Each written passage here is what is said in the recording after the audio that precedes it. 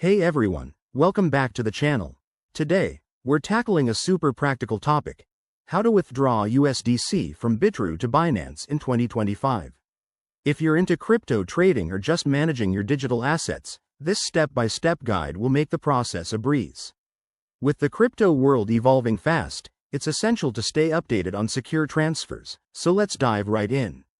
First things first, make sure you have accounts set up on both Bitrue and Binance. Start by logging into your Bitrue account using your credentials.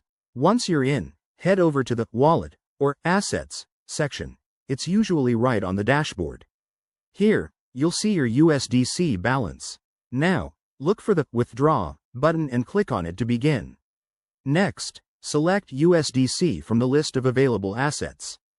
Double-check that you're choosing the correct network, like ERC20 or whatever supported in 2025, to avoid any transaction failures. Then, enter your Binance wallet address. Pro tip: always copy and paste this directly from Binance to prevent any typos. Mistakes here can lead to lost funds. Now, input the amount of USDC you want to withdraw. Be mindful of any minimum withdrawal limits and network fees, which might vary based on 2025's market conditions. Review all the details carefully, then hit Confirm and complete any two-factor authentication if required. This adds an extra layer of security, which is crucial in the crypto space. Once the transaction is initiated, it might take a few minutes to a couple of hours to process, depending on network congestion.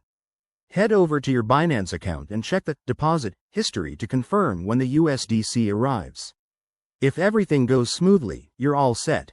A quick word of caution: always withdraw to a wallet you control and never share your private keys. In 2025, with more advanced security features, keep an eye on any new verification steps from exchanges. That's it for this tutorial. Thanks for watching. If you found this helpful, give it a thumbs up, subscribe for more crypto tips, and let me know in the comments if you have any questions. See you next time.